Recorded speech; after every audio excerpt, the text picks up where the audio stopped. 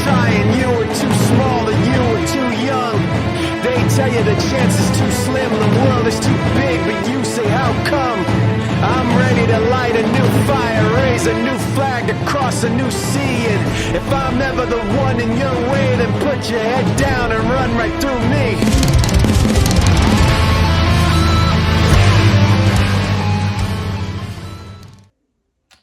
Yes, the cap is back, so let me explain my absence last week before we start the show. And I'm going to address it to one particular person, and that man's name, well, one of his names anyway, is Travis Anderson. Last week you saw fit to attack me in my own office. That's fine. You weren't the only snake to invade my workplace last week, but at least you didn't bring your ex. Now, Trav, here's what I did do last week after that attack, and here's why I wasn't on the show. You see, after that attack, I hopped on a plane, and I could have flown to North Carolina, but who the fuck wants to fly to North Carolina? So what I did instead was I hopped on a plane, and I went to Spain, and I did some reflecting, and it was a very emotional week, Mr. Anderson. And it made me realize a lot of things. One of them being that I have unfinished business, particularly with you.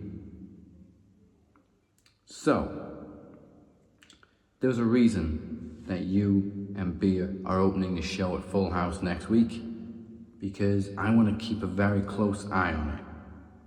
And I want you to keep a very close eye on Bea's promo. So good luck, Mr. Anderson, and we'll see who causes the most max destruction.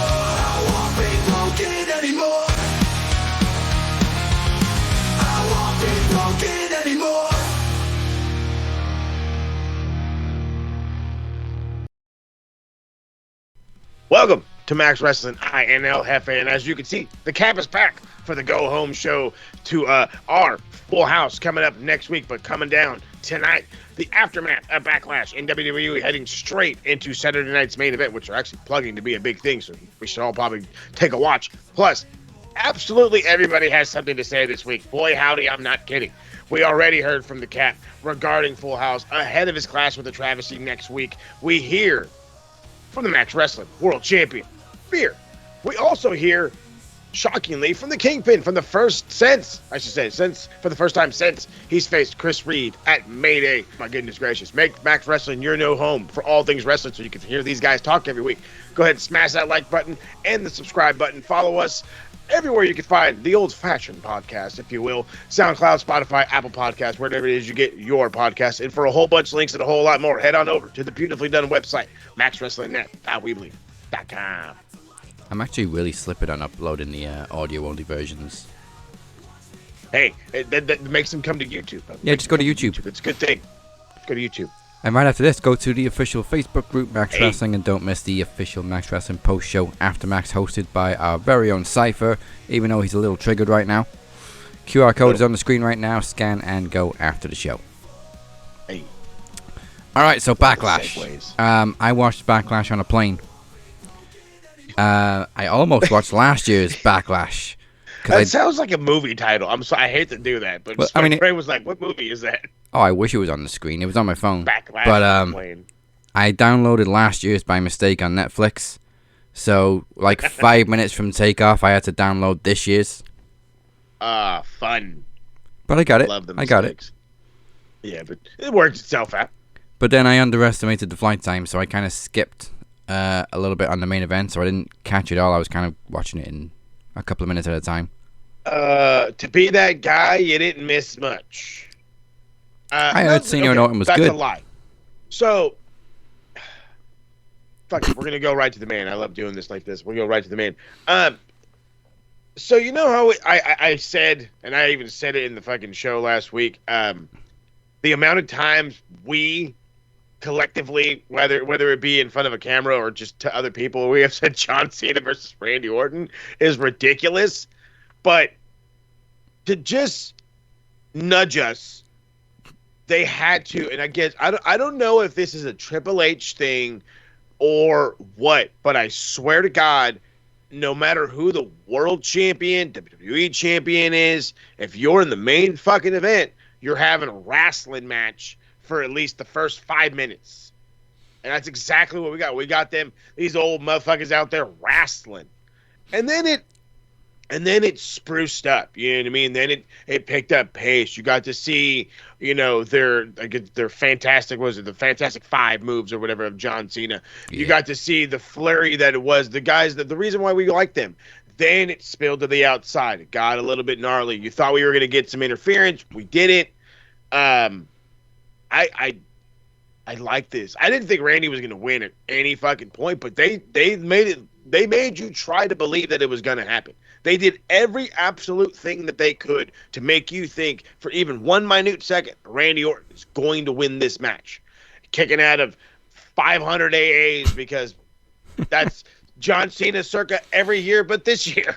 So everything fit. Everything made sense. I really want to know, is it like in everybody's contract now once Paul took over, like you have to wrestle for 5 minutes in the main event? You have to. You don't, you're fined. That's not necessarily a bad thing. It's not, but it's just it's starting to become like it's staple. Like, okay, hey, if you miss the first 5 minutes of the grappling, don't worry about it. Take the extra 5 minutes in the bathroom because they're grappling. Don't forget your hot dog. With all the ref bumps, it kind of reminded me a little bit of the first Rock and Austin at Mania 15. Where there was a ref bump, there was a false finish, then another ref came in, he got bumped. But in this one, Randy Orton RKO'd like 6 people at once. It was awesome.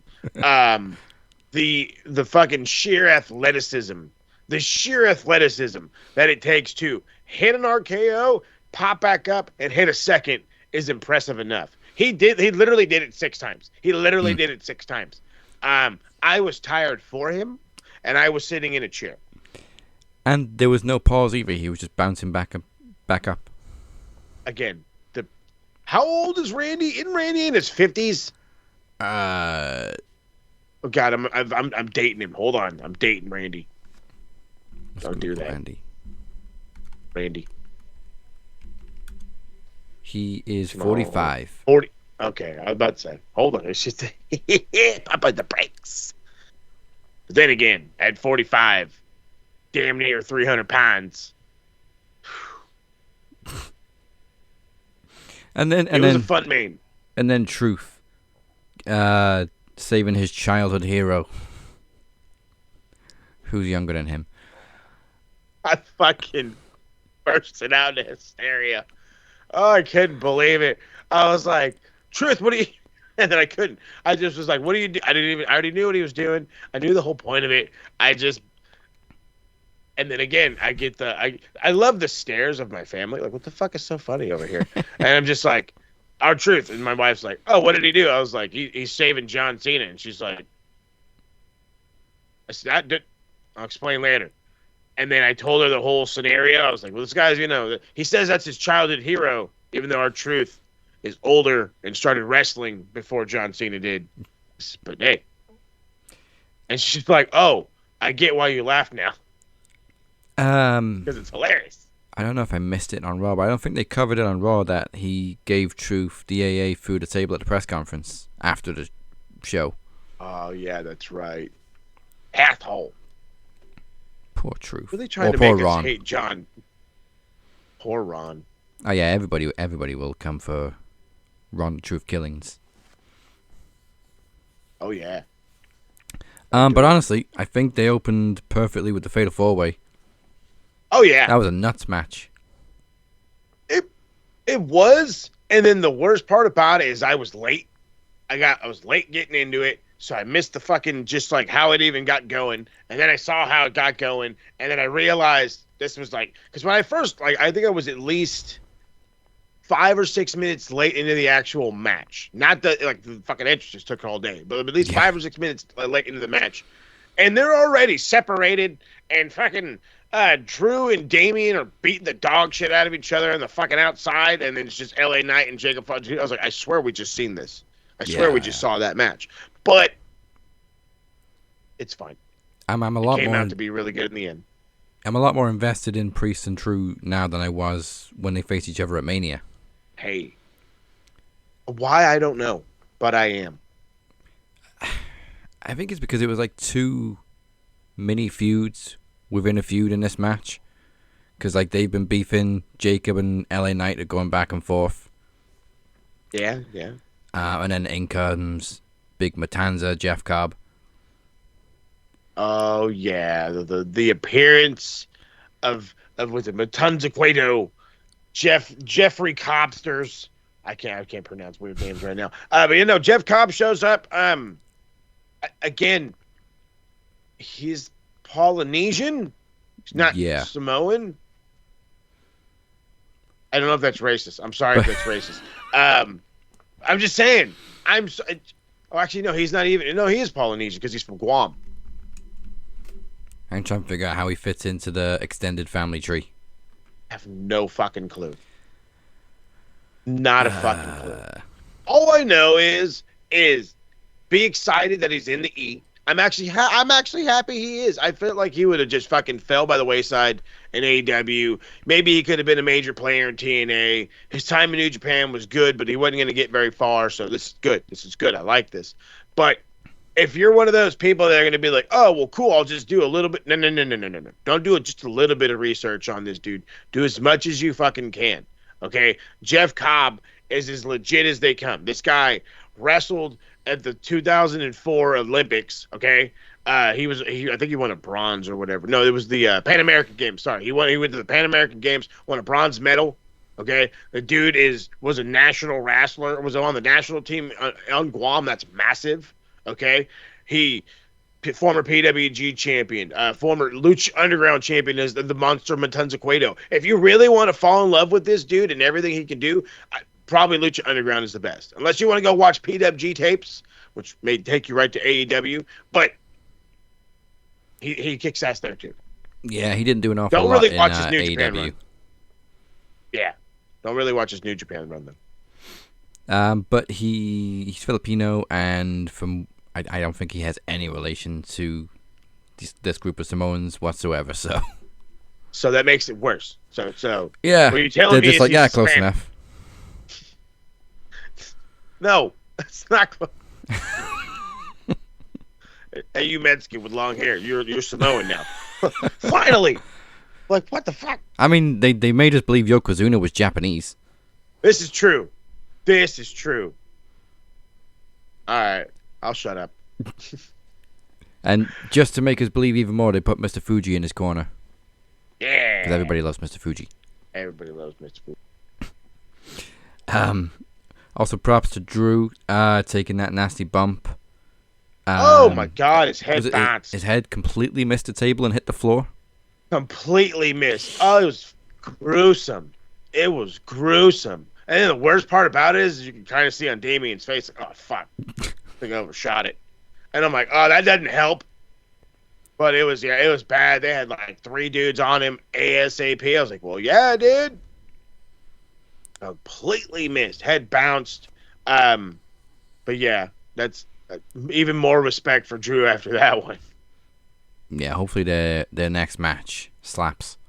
Which it's gonna give me a false count anywhere. These guys obviously need some brutality. We got Saturday night's main event coming up. It's probably not going to be on that because that's only like in 2 weeks. No, next week. It's the same fucking weekend as Double or Nothing. After that, I'm not sure what's after that. Money in the Bank's coming up in June. Yeah, I was gonna say June. They got another stupid Saudi show. No, thanks. But Not doing it. Becky and Lyra was great too.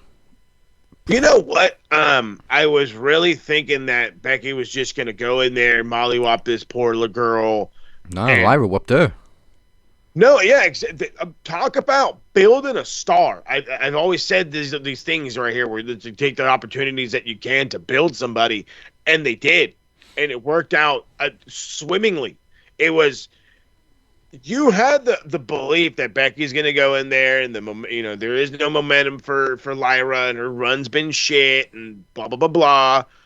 And for probably the first 5 or 6 minutes, you probably got at least I got that feeling that Lyra's got no business being in there with Becky. And then the killer that is Lyra came to gets a massive win. Be honest with everybody, and anybody that says, "Oh well, he hasn't been here," I don't give a shit. I don't give a shit. This is a big fucking win. Yeah. Yeah. Good on her. Very surprised to see Lyra have the upper hand for most of the match, actually. It was good. It was good. It was warranted. The question is what now? You know what I mean? What now? I guess it's got to go to a stipulation match next, especially after the disarmer after the match. Like immediately, like the bell barely stopped ringing and Becky was on the attack. Oh yeah, she was an a-hole in this one, but it works. A couple of weeks ago, I said Becky's an awful heel. This match changed my mind. This was very good performance as a heel. I still think she's a shit heel, but again, she is much better as a face. But she did her job as a heel very, very well at Backlash. There you go. I'll give you that part. She did do her job. She really needs to listen to Seth. Look, I get it. It's hard to listen to the partner. I get it. Sometimes they're right. Sometimes. Then we had Dominic and Penta, which was good, but I think a lot of it went to Penta carrying Dom. No disrespect to Dom. I mean, he pulled his weight, but you could see Penta was clearly leading. Thank you so much. Yeah, I got the vibes of, and it's probably a little too high a praise or whatever, but like 90s Mysterio Guerrero. I got that vibe until I realized it's because one guy looks like Ray and the other one looks like Eddie, and it had nothing to do with both of their skill level. Yeah, it had everything to do with their look, had everything to do with Penta looking sharper than Dominic. But then again, Dom wasn't slouching. It's just, you can just tell his lucha ain't on that level of lucha. No. And it's like, again, it worked. Penta's carrying this dude, which already kind of makes me think, like, well, then fuck, give him the goddamn belt. You know what I mean? Like, it's. But then again, Dom's the more over dude. Pump my brakes. But I enjoyed this, but we didn't need the entire fucking Judgment Day. Like, we don't need it. I thought this was over. What the fuck? Yeah, and again with the teasers of Finn, like maybe turning on Judgment Day or them turning on him, hesitating with a chair shot. I need him to turn. They just need to pull the trigger now because it's kind of feeling a little bit forced. A little bit. No, bro. It's a whole lot of bit forced. It needs to change. Like, I want to make this stupid joke but I also don't want to jinx us. But if this guy's waiting for us to win next week to fucking turn, just fucking do it now, okay? Because you're gonna jinx us, and we're gonna be just as Spursy as ever. Just fucking lose now. Make the fucking change. He needs a fucking direction change, something fierce. You can't be Finny Finn looking the way you're finning it. And no, stop it. Get away from Judgment Day. The Judgment Day thing needs to be done. That's it. It's over. Break it apart. Leave it alone. Yeah. Let's move on. And then Pat McAfee takes several for the team. Several. You're telling me several. And took a beating.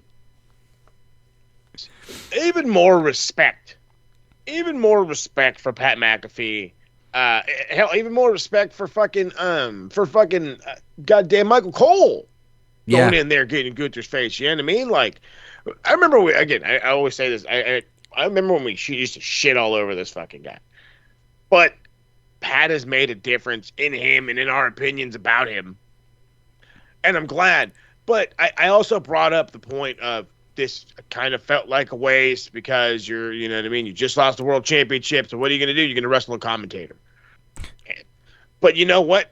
It worked because the fucking people were so behind Pat, it wasn't even funny.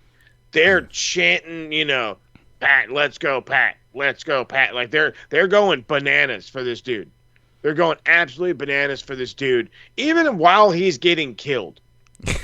Even while he's being chopped to death and fucking just hit with everything. These fucking these squashes into the corner, the power bomb at the end where he's like staring down Michael Cole and then transitions into the Boston Crab. I thought it was really good. Gunther proved that he doesn't need a title. He proved that this wasn't a downslide in him or his momentum. So it works. It works. Yeah. It wasn't just him against the commentator because Pat put the work in, took the shots, and honestly, it was one of probably the most entertaining match of the night. Yes. Yes. And again, I shat on it. So, hey, shows you what I know. And Gunther showed some rare respect after the match. Which, again, makes me start to fucking think about just things, but I like it. Pat he's that dude, okay? He is that dude. Let's just say that. Yeah, I think he did need to remind us how good he actually is in the ring. No, but thank you for doing so. So what went down the next night? Not a lot, to be honest. No real aftermath to the Backlash. No real follow-ups. The only real thing that happened was obviously Punk came back. Well, I mean, he came back last week, but that was just a run-in. But he was back cutting his promo this week. Called Paul Heyman a penguin. Yep. Oh, sorry, the penguin. It's the... And Braun Breaker's just beating everybody up. So, Saturday night's main event, we've got Punk and Sami Zayn teaming up, but then Braun attacked Jay as well. So we're just having a scramble, eh? Yeah, like, just Braun's just running wild backstage. Well, I don't know what else you need this guy to do. I mean, that's my only problem. It's like I don't know what else. He's not IC champ no more. He's meant to be the asshole of the group, I think. I don't really know what he's meant to do, but I don't mind that he's kicking all this ass. I just feel like they just need, he's the new Matanza Cueto. You got to lock him up at some point. Or like we keep saying, the new Batista. Oh, that's terrible. That's terrible. But I kind of don't hate it.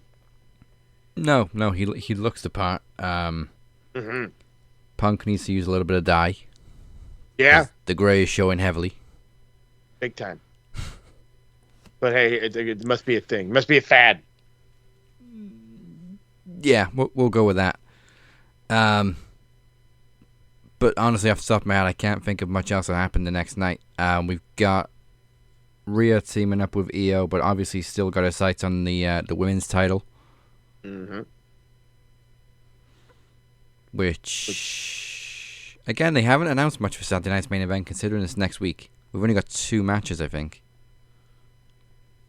Yeah, they're aiming it to be a big show, or at least that's the idea of it. You're putting it on the same weekend as Double or Nothing, which the internet went bananas for, which it's just like, I get it. Whatever. It's a jab. Who cares? Who fucking cares? You know what I mean? Be on television. It's not a pay-per-view. It's on YouTube, but yeah, we isn't don't know. Yeah. But we don't know shit about what's that. I don't know. They're taking forever to build it. I don't know if it's going to be anything worth a damn outside of just Saturday night's main events were known as just like, they were kind of like the pay-per-views before the pay-per-views. Yeah. I don't know if this is going to be like that. But then again, I don't know. It is the Paul Levesque era. Oh, wait, no, not XL. That's the next one. This is the 39th Saturday night's main event. 39th. So, yeah, we got Jey Uso versus Logan Paul for the world title. And Punk and Sammy versus Seth and Braun Breaker. And for some reason, Cena's on the poster. Hey, of course he is. They're going to be in New York. Oh, no, they're not. I was going to say it's Saturday night's main event at Madison Square. It's in Tampa. Oh. Doesn't he live in Tampa? I don't know. And it doesn't matter. Regardless, of course, John Cena's going to be on the poster. He's going to have to show up at some point. But fucking, you said Jey Uso versus Logan Paul? Yeah, that's for the world title. Did children put that match together? Sounds like a match children would put together. I remember it coming back together. Logan Paul just basically came out and said he wants the world title, and that's apparently how you get a shot these days. It sounds too easy. Because he said it's the only thing he hasn't done. Last I checked, he's only won one mid-card title. He hasn't really won anything else. I was just going to say, I was like, what? You haven't won a tag belt. You didn't win a Rumble. Haven't main evented anything yet. There's a lot of accolades to get in this wrestling business, okay, fam? Mm. And you got a mid-card belt. So, yeah. But hey. So, yeah, it's kind of like they're throwing Saturday night's main events all over the place now, because we got this one, we got another one in July before SummerSlam. Ooh, that should be the XL you said, right? The 40th? That's XL, yeah, and they've got Cody and Roman on the poster for that one. Ooh, wonder how that goes. Well, and Cena, obviously, but that one's in New Jersey. Oh, in Jersey? At the MetLife. Good. That's going to be pretty big. Kind of hoping we get Rock there too, because obviously that's the last time we saw Rock versus Cena was MetLife at Mania 29. No. 29? Yeah, 29. Yeah. Interessante. Very interesting. I mean, that's if Dwayne's not too busy to show up. What else is he doing? He just got done playing Mark fucking Coleman. You know, which, by the way, looked weird. I think the XFL is hot right now, but the season should be ending soon, I think. I really don't fucking know. Is it going? XFL, yeah. Oh, yeah, it's the UFL now, isn't it? Oh, so that's the fucking stupid name. I don't know. That season ends June 14th. Well, that's the playoffs. So, Dwayne's got no excuses for SummerSlam. Nothing. You ain't got no deals with the NFL to be busy in August. You definitely ain't got no deals with the footy. So, you definitely ain't got to be... No, dude, you better be at fucking SummerSlam. You have to be at SummerSlam. All this fucking build around everything else. No, you better be there. Madness. Yeah. All right. We're gonna hear for the Kingpin now. We haven't seen him since Mayday. Since he surprisingly lost to Chris Reed. Shocking. Chris Reed's a little bit of a giant killer himself these days. Hey. So I don't know what the Kingpin has to say, but let's find out.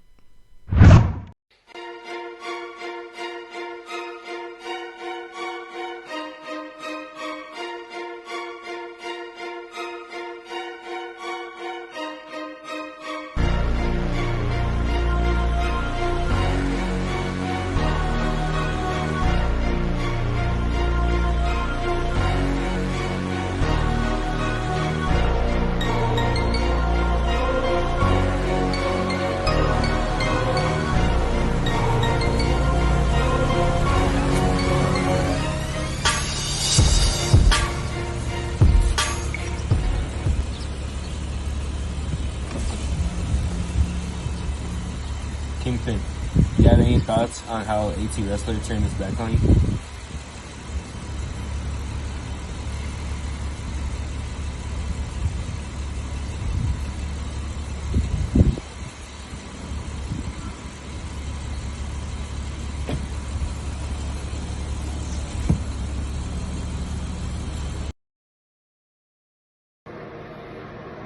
Well, let me tell you something, bruh.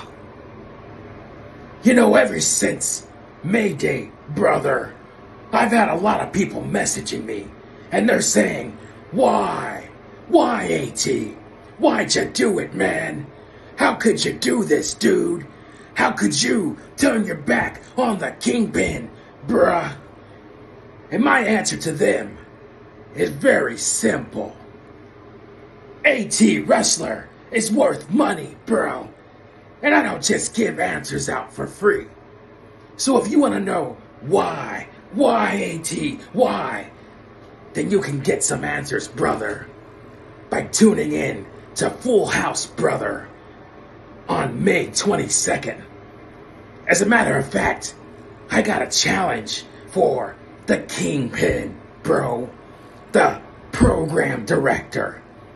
How about you direct your ass to Full House so you can get your answer in person, brother? Be prepared to go one-on-one with the greatest show on earth, brother. And I hope you got some backup with you, because Chris Reed will definitely be in my corner, brother. Oh yeah. Oh yeah. Thursday on Max. Predictions, recaps, trivia, and groundbreaking promos, and the occasional rant. I'm gonna say it again. Fucking Netflix. Fucking Netflix. You have known for months now that this Jake Paul Mike Tyson fight was gonna happen. You knew. You had more than enough time to get the infrastructure for your website ready to go. Join us on the Max Wrestling Podcast every Thursday. Exclusively on YouTube and audio on all podcast platforms. Go to maxwrestlingnet.weebly.com. Welcome back to Max Wrestling. I am your captain. He is LFA, speak his name and he appears. Once again, make sure you like and subscribe on YouTube. Follow us on all podcast platforms and make sure you visit maxwrestlingnet.weebly.com. Now it's that time of the week where I find out what happened last night on Dynamite, because I am very, very behind. So I love it. Oh, let's fill me in.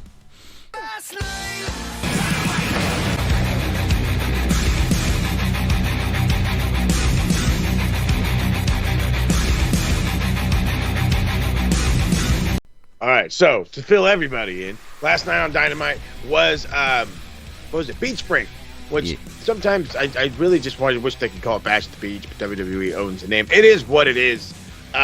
But they definitely tried to play it up. They definitely wanted to play it up, and the best way that they know how to do that is with a banger opener, and that's exactly what we got. Holy shit, this was good.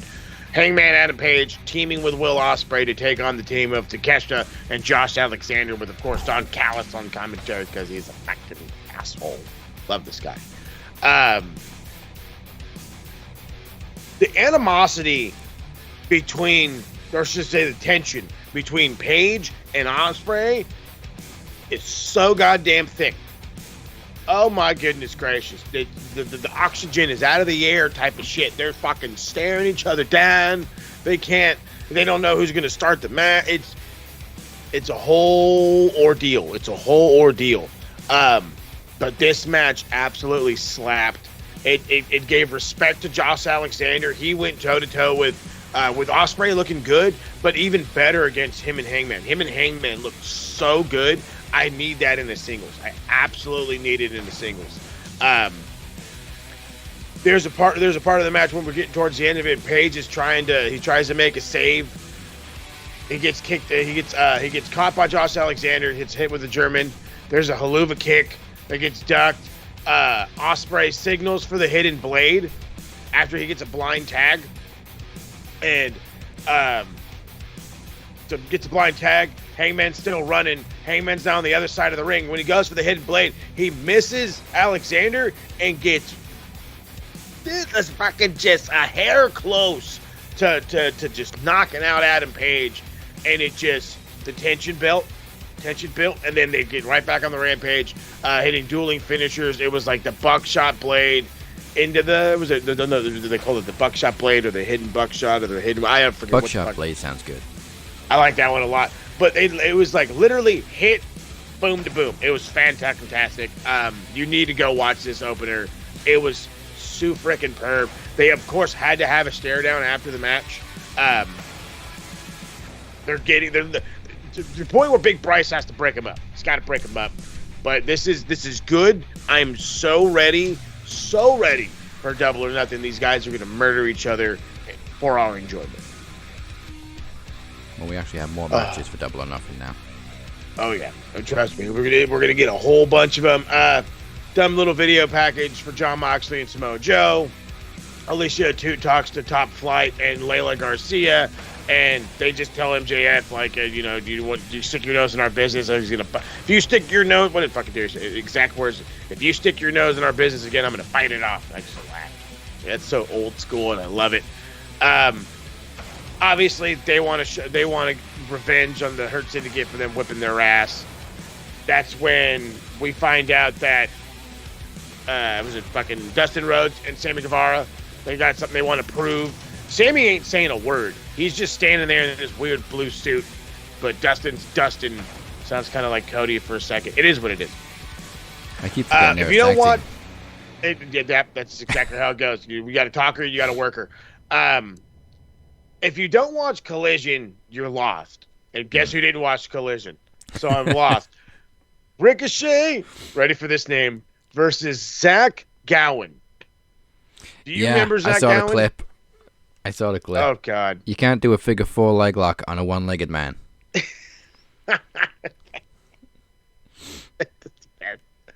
So he's... You know what? It was fine. I didn't hate it. Zach Gowen, as he does best, always puts up one hell of a fight. I always remember him as the dude that got absolutely fucking murdered by Brock Lesnar. Absolutely fucking murdered. In front of his mama. Apparently he's a world-renowned wrestler. Yeah, he's been killing it on the indies since the Ruthless Aggression era. Hey, see, again, it shows you how well I follow at least that part of the indie scene.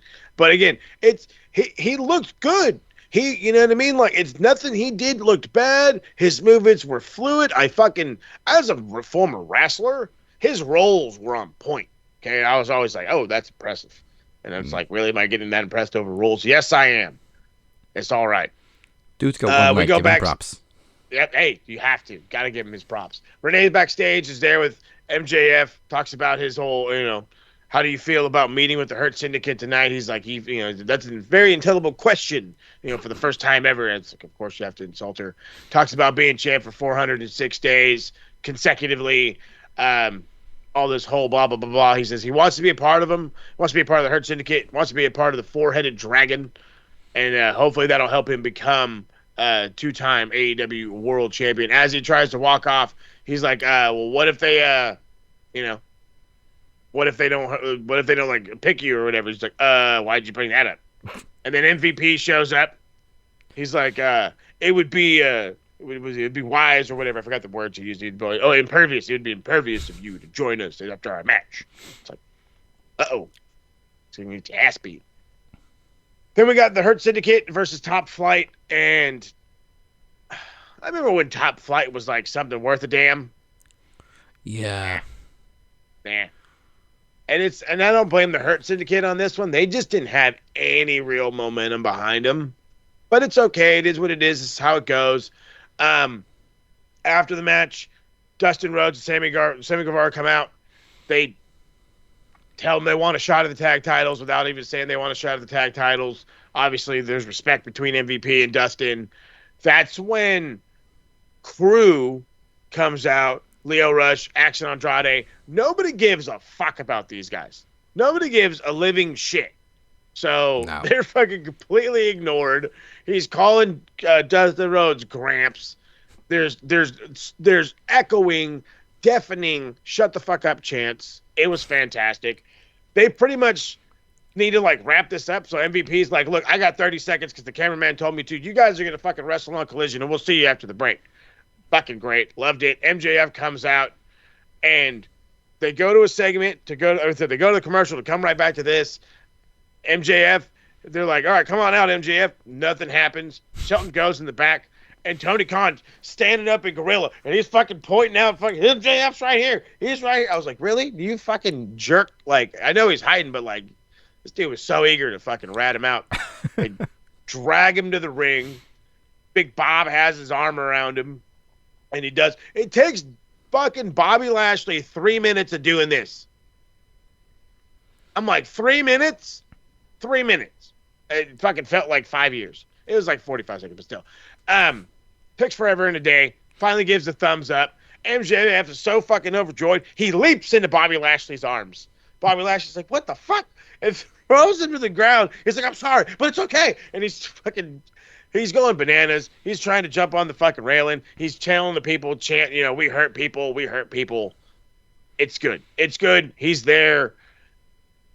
We don't know what's going to go down. No, I'm still not sure where we're going with this. No, I don't either. It's so random. They officially got the white chocolate. The white chocolate. And he needs to start calling himself White Chocolate MJF or something. MJF is now the Owen Hart of the Hurt Syndicate. Always need a token white guy. This match slapped. Talk about like bringing in some faces and just going out there and having one of the best fucking eliminator matches I think I've ever seen from Tony Storm's reign. This shit slapped. It's timeless Tony Storm. The returning Sky Blue. The now officially AEW signed wrestler Mina Shirakawa. And the New Japan Strong Women's Champion Asumi. Who, again, both her and Mina are coming off of that triple threat against Mercedes. So they already have animosity, and that's exactly what went down. The animosity between them took over. They went right at it. They literally were wrestling for probably like 5 or 6 minutes straight, and then Asumi finally rolls outside, but Tony Storm bumps into Mina, and she's like, oh, hey, I know you. Oh, hey, I know you. And then they just start it was the dumbest little whatever. They start going ham on each other. Sky Blue does get some offense in. She wasn't ignored. She's just not as featured in this one as everybody else was. Tony Storm tries the big package because, it's not small.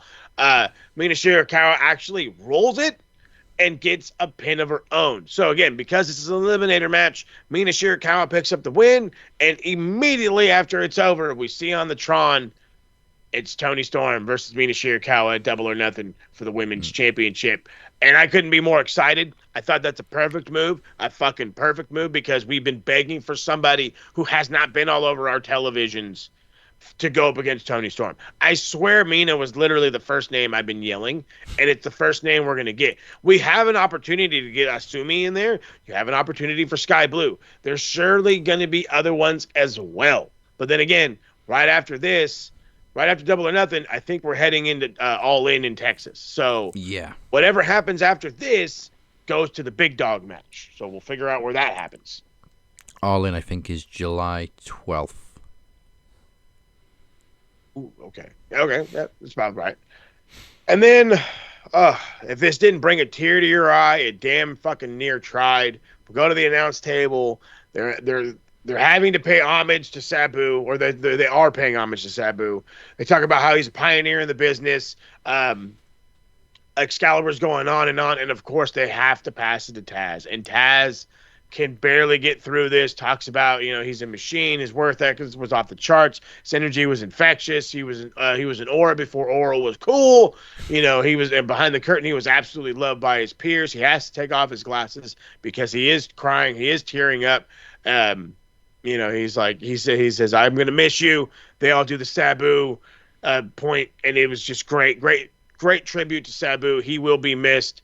And it's kind of heartbreaking to find out that this guy's he wrestled over WrestleMania weekend and was like, he had no reason, he had no need to, he had no business doing it, but he did.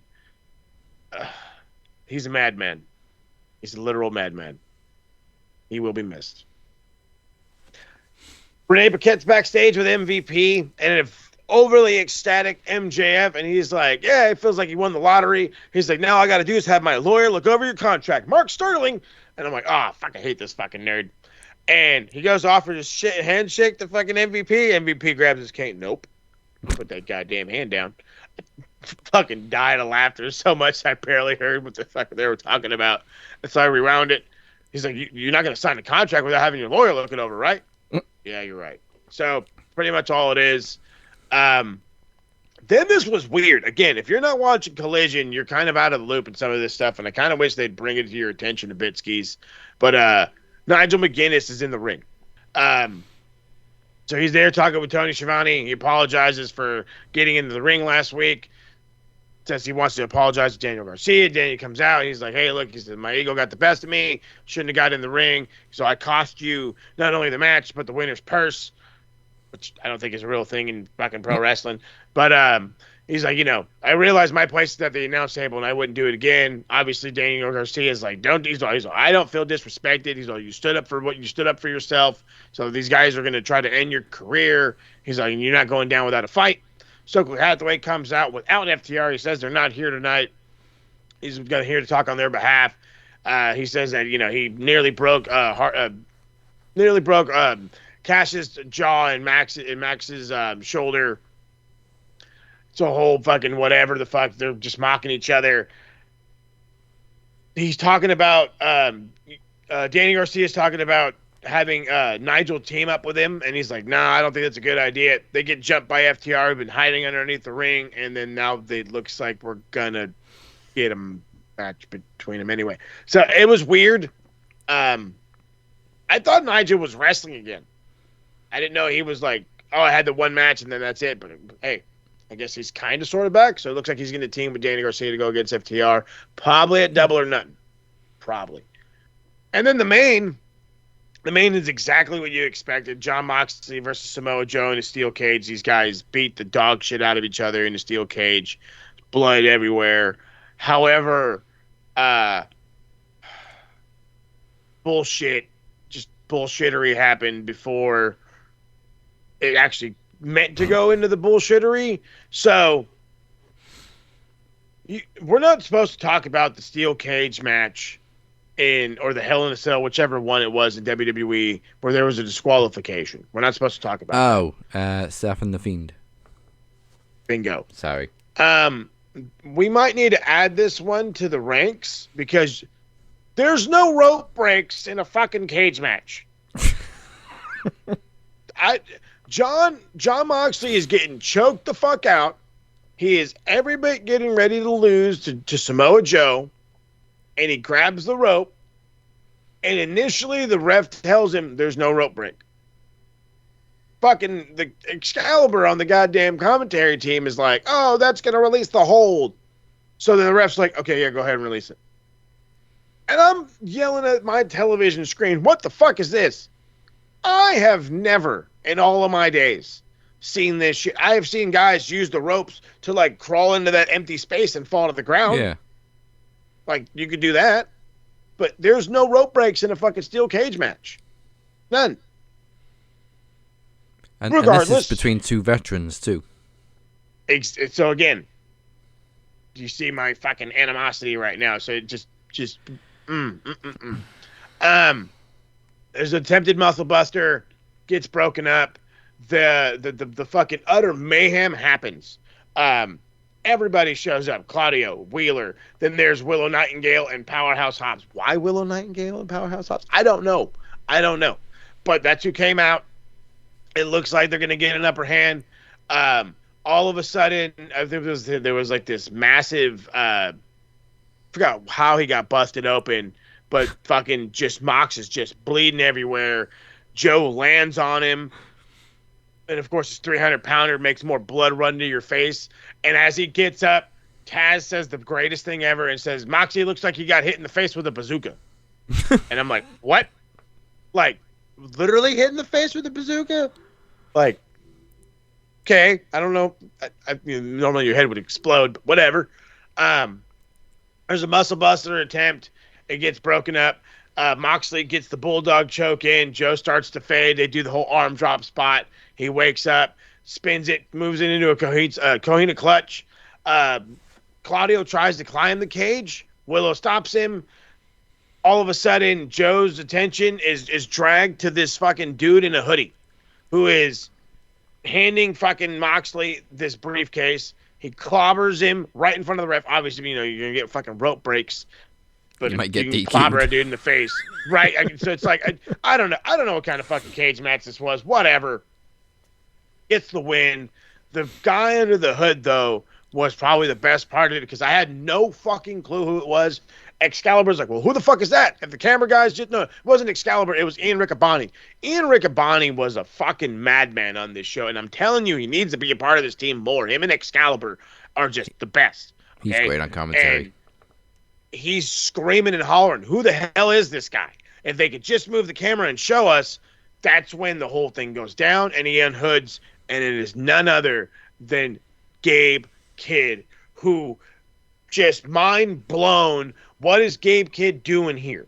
What is New Japan's biggest export or whatever import doing here? And it's crazy and it's bananas. And he's like telling dudes, oh yeah, you're gonna kick my ass? No, come on, kick my, walking his fucking Newcastle shirt. Love it. Obviously he hangs out with Pac because they're from the same fucking town probably. So the madness is happening. Claudio's got a chair. He's beating the shit out of Powerhouse Hobbs. The fucking EVP music hits. They come down, start beating the shit out of everybody. And who else has to make the save? There's nobody else who can make a save but Kenny. Kenny comes in, utter more mayhem, and they're just outnumbered. Kenny and all the good guys are outnumbered. Speedball Mike Bailey's out there is getting his ass kicked too. Just too many numbers. So Nicholas Jackson, who's a fucking creative genius, tells them to fucking lower the cage. So they lower the cage. And this, again, is circa fucking WCW whatever year you ever want. Okay? This is the NWO to the goddamn McFullest. And they're beating the dog shit out of these dudes. And when the NWO is doing that, you need Sting to drop in. We didn't get Sting dropping in. Instead, we got Swerve Strickland climbing the cage as quick as he absolutely fucking could and hitting a goddamn Swerve stomp off of it, which is almost as good. Just utter mayhem. He says a double or nothing, anarchy in the arena. I can't wait. Oh, God, I can't wait. This is a very good episode of Dynamite. I'm surprised we didn't predict anarchy in the arena because it happens every year at Double or Nothing.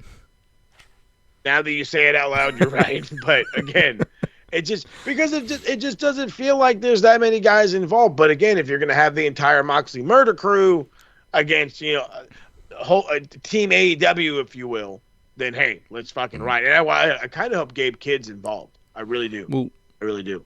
Yeah, he's in the match. For what I'm looking at Double or Nothing now, it's Swerve, Kenny, The Ops, still a stupid team name, Willow Nightingale, and TBA versus the Death Riders, the Young Bucks, and Gabe Kidd. So there's one more member for the good guys. Most obvious name is probably Cope. Probably. Oh God, I hate that. But okay. But how long until Darby's back? Because he's climbed Mount Everest now. He's currently he's done a still kickflip at however Everest. many thousand feet it is. No, he's fucking madman, this guy. But no, as far as I know, he's still climbing. Oh, okay. I thought that he kickflip posted was like that. the pinnacle. I want to say he had posted that video a little over a week ago. Yeah. Yeah, last week sounds better. And in reality, I think climbing Mount Everest takes like a couple weeks. Yeah. So, I mean, again, and then he's going to have to get used to whatever. But then I would not be surprised if this motherfucker came down the same day, would go to a wrestling ring. Yeah, he probably would. I'm not surprised. But other than those two, I can't think of anybody else that would fill that spot. But also, I think this is the first time we've had... Yeah, Coda. I'm always, me, dude. I'm a sucker for a fucking, for bringing somebody back. But I think this is the first time we've had two women in the Anarchy in the Arena too. Yes, and it's about time. Willow deserves this spot, and thank you, Beer, for reminding me to say this whole part, even though he's not here yet. Willow gets a contract extension. I love that. Fucking love it. She is it, bro. It's time to really, truly push her to the fucking moon. It really, really is. Yeah, if anybody can fill that spot in a match like this, it's Willow. Fucking A right, dude. Fucking A right. So I did actually see the reveal of Gabe Kidd, so it looks like a solid episode. Double or Nothing's looking better. Now we've got 3 extra matches. Still don't have much hope for Mercedes and Jamie, but it is what it is. It's unfortunate. Jamie's too big of a name to lose, but it looks like she will. Unless she wins and then it's just Mercedes and Tony at Texas for the one belt. I kind of want them to fucking unify the goddamn things, or at least have one person win them both and then have a tournament. Because, again, a tournament builds numerous people. And right now, that's kind of what you need. Well, yeah, they've got all these women coming back lately in AEW. Mm-hmm. So it's time to give them some exposure. So Double or Nothing is next week, which means Full House is also next week, May 22nd, and comes complete with predictions for AEW's Double or Nothing and WWE's Saturday Night's Main Event 39. Thanks a lot, Paul. We got to fucking double it up on the predictions, but it's all good. We are not short, though, on our own matches, because the Phoenix will get his rematch against Ted P. De Niro for the Knowledge Championship. But just had a bit of a caveat, because it is under Double or Nothing rules, meaning the only way the Feeny wins back his baby is by doubling Teddy's score. Can he do it? Dear God, I hope not. I think this is only the third Double or Nothing rules match, but I'm sure the title has changed hands at least once under those rules. And I'm not entirely sure how this is going to work, and that's coming from someone with multiple personalities, but we just found out the Kingpin will go one-on-one with everybody's favorite retro rambler, AT Wrestler. Brother. I'm pulling for AT Wrestler. I don't know how that's going to happen, but I'm still pulling for it. And as you already know, the Max Wrestling World Championship will be on the line as Beer defends against the travesty in the first ever clash between the Bros of Max Destruction and the new version of the Dragon Club. Go get him, Beer. And once again, it is next week, May 22nd, Two Little Ducks. And all that and double predictions, go to maxwrestlingnet.weebly.com/fullhouse for more information. And the official theme song for Full House is Machine, taken from the brand new Captain's Revenge album, Clarity. Available everywhere you can stream music. I cannot unsee the ducks now.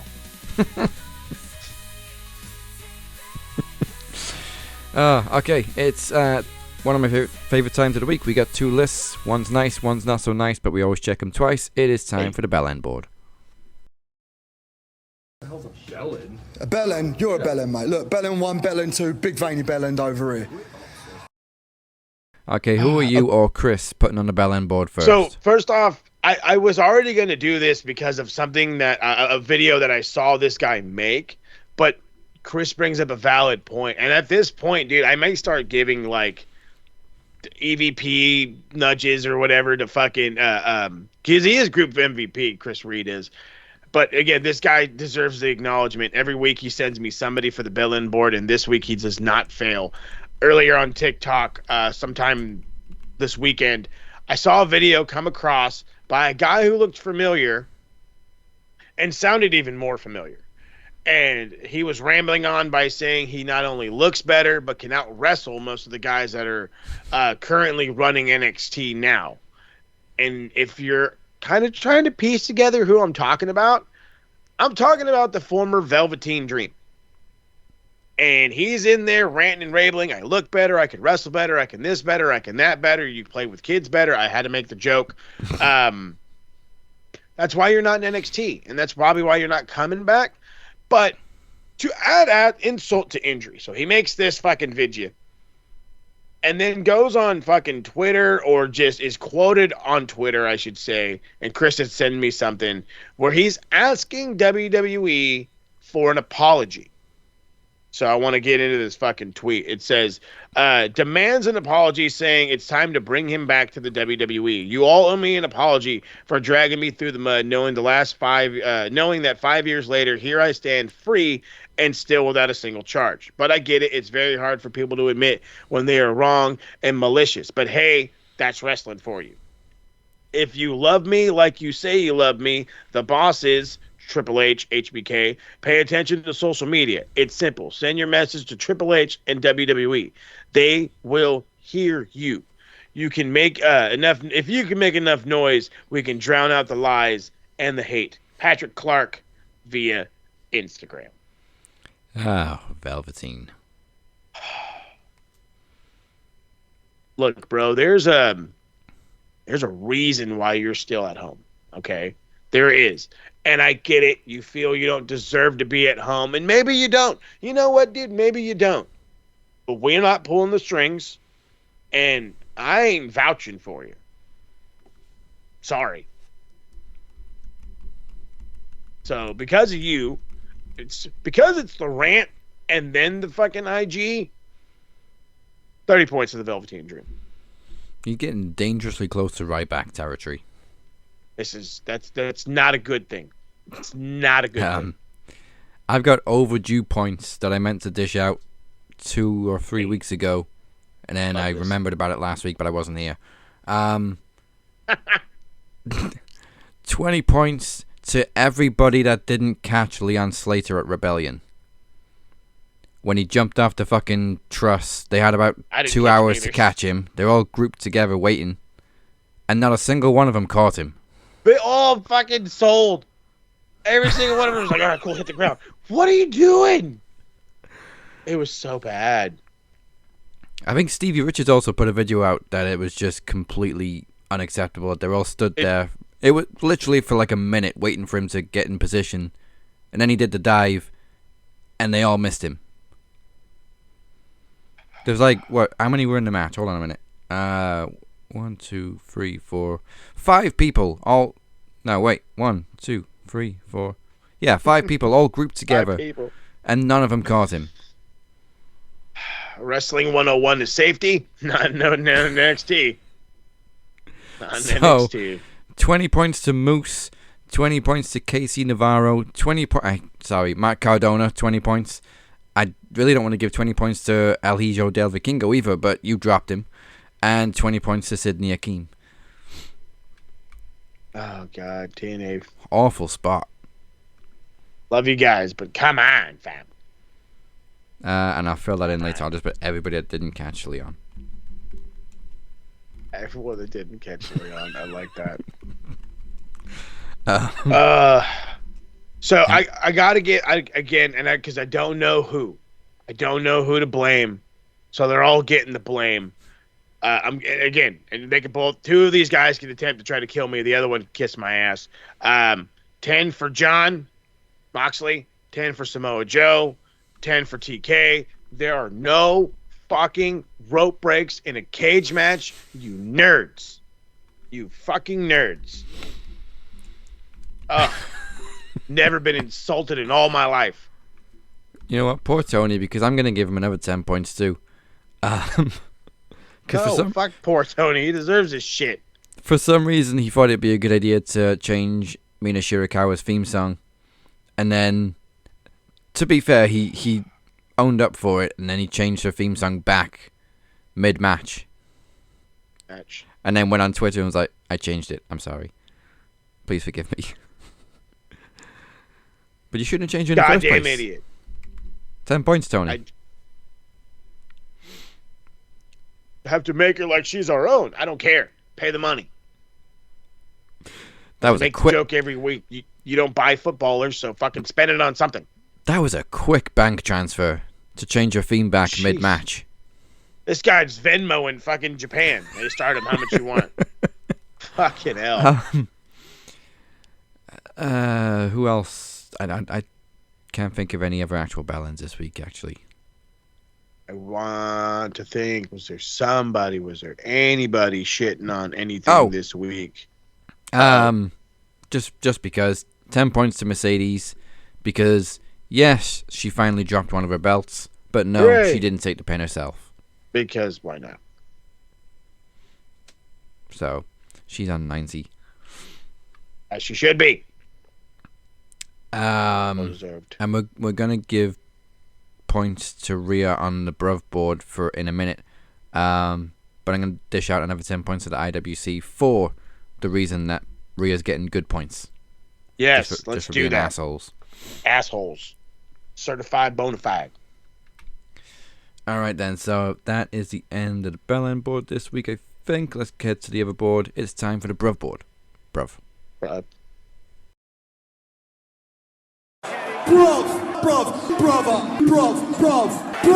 Bruv, brother. Hold on, how many points is she on already? Because we give her points every fucking week. Hey, when you deserve them, you deserve them. This is true. Rhea is on 105 points already. So I think she's second only to Kenny Omega. So you know what? I'm gonna correct that. 20 points, so she's now even with Kenny Omega. 8. Because the tweet was basically attacking dumbass fans that claim women deserve better and then go and shit on them. So Yeah, isn't that great? As Rhea said, they're the reason that it's so difficult to be taken seriously. It's true. And you guys are hypocrites as holy fuck. When you guys are begging for the women's revolution and then pissed off that they're not doing nothing, or that they're not doing what you like, and you're only making it worse. Yeah. Pat McAfee, I'll give him another 20 points for a banging match with Gunther and taking a beating. Hell yeah. 20 hard-earned points. Hard-earned points. Who else can we give? You know what? I know she's a bad, or at least a heel at the current moment. I want to give 15 for Becky for putting over Lyra the way she did. Yeah. That was a good move. It's a good move. Quality. Good move, good match. Just to annoy Beer, I know he's my boy, but 10 points to Miles Bourne. For obvious reasons. Obvious reasons. Sorry, Beer. But he's earned those fucking points. Guy's kicking the air right now.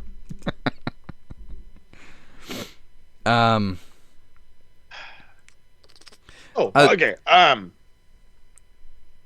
5 points to Punk. 15 to Sabu. Oh yeah. 20 to Taz. For that tribute. That tribute was quality. I like that. Loved it. And then I guess we can even say, I know we just gave TK some shit, but we can turn around and give him some good shit.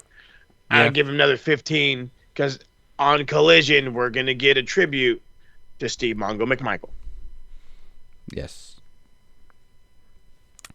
So 5 points to Punk. Just for calling Paul Heyman a penguin because it was funny as fuck. The Penguin. And I loved it. Finally, I was like the penguin. Now I can't unsee it. That's no, the problem. it's perfect comparison. And I think I'm gonna finish it off with Penta. 15 points for making Dom look good. Making Dom look like his actual dad.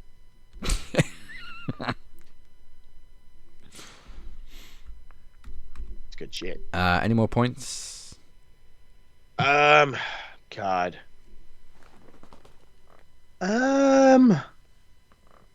I think that's good. I think that's kosher. I think we hit all the good stuff. TK got some points.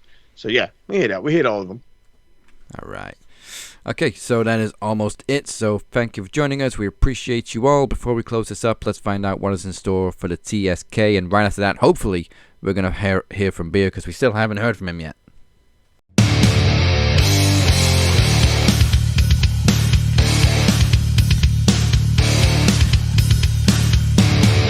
Yeah, hopefully.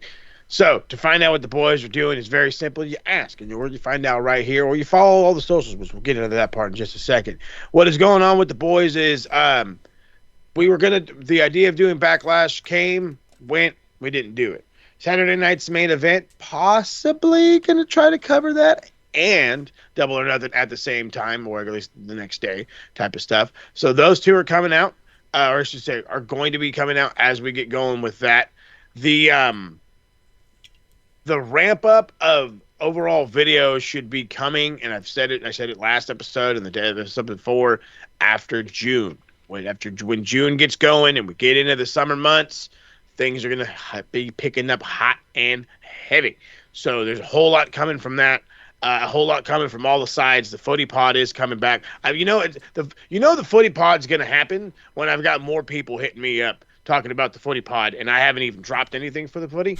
So, I've got Corey ready to go. He's ready to talk some footy. It looks like Trav might even give it a try one time. You already know me and the man Beer might have to get on that one, especially since we got a little rivalry happening next Wednesday. So we might know that. Yes. You never know. So, I mean, there's a lot happening. And as I've always said, the only way to know what's happening is to follow all the socials, to follow us on the evil Twitter machine. I'll never call it X. Elon, I will never call it X. Max Wrestling UK, Captain 512, SMR Podnet, Max Footy Pod for all those who want them. Check out the website. It's beautiful. You need to hit it. It's got all kinds of links, flashy colors and such. MaxWrestlingNet.weebly.com. Do not forget to hit the subscribe button and the follow button. You got to start right here on the YouTubes. Follow us on the Facebook, where you can be in the battle with Chris Reed trying to be the EVP. You can get on there with the predictions game. You can follow us on Twitter and Instagram, where we post all of our links and everything that you can see here. Sometimes some shorts, and TikTok when we're on the TikTok. You never know. And of course, check out all the other fun socials hiding in the background, like the cast Bizax. And God only knows what else. Anything with the word pod in it. Yep, that too. Podbean. But you know, maybe we can change Twitter. HBO Max is back. Because everybody was still calling it HBO Max. So might as well bring the name back, I guess. Yeah, Elon, you dick. Yes, he is. Yes, he is. All right, and that is it for now. We will see you next week for Full House. 80 Wrestler somehow faces the Kingpin. The Phoenix challenges Teddy P for the Knowledge Championship, and Beer will defend the World Championship against Travesty. And once again, that is opening the show. Good stuff. God, can't wait. Goodbye. And good night. Bang. Hang on to that one, Beer, because we're walking away on Wednesday with Silver.